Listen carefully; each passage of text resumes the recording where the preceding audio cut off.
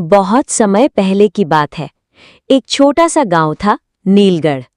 ये गांव सुंदर पहाड़ियों के बीच बसा हुआ था, लेकिन यहाँ के लोग बहुत गरीब थे। बारिश ठीक से नहीं होती थी और खेत सूख जाया करते थे। गांव में एक जिज्ञासु और साहसी लड़का रहता था, आरव। वो हर दिन अपने दादा से पुरानी कहानियां सुनता, खासकर उस जादुई खजाने की जो किसी समय नीलगढ़ की पहाड़ियों में छुपा हुआ बताया जाता था। दादा कहते थे, जिसे सच्चे दिल से गांव की भलाई की चाह होगी, वही उस खजाने को ढूंढ पाएगा। आरव के मन में ये बात घर कर गई।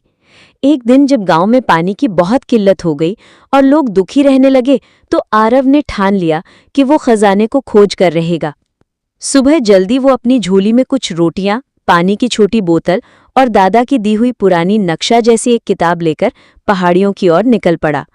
उस किताब में कुछ रहस्यमयी संकेत थे, जैसे जहां पत्थर खुद बोलते हैं, जहां हवा गाना गाती है और जहां सूरज की किरण सीधे जमीन को चूमती है।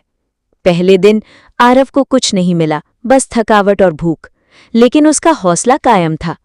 दूसरे दिन उसे एक अजीब सी गुफा मिली, जिसके बाहर एक पत्थर पर कुछ लिखा था, जो भीतर अंधेरे से नहीं डरता, वही प्रकाश तक पहुंचता है।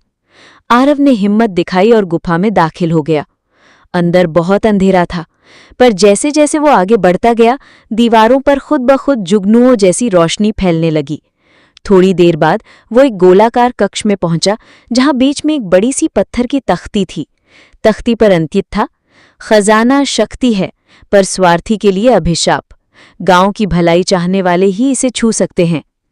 आरव ने हाथ बढ़ाया, उसी क्षण एक तेज रोशनी फैली और चारों तरफ हवा गूंजने लगी, मानो कोई पुराना जादू जाग गया हो। देखते ही देखते तख्ती फट गई और नीचे से सीढ़ियां खुली, जो और गहराई में जा रही थी। वो नीचे उतरा और वहां जो उसने देखा वो हैरान कर देने वाला था। एक विशाल कक्ष, जहां सोने चांदी के ढेर, रंगीन रत्न और बीच में रखा था नीलगढ़ का अमूल्य मोती।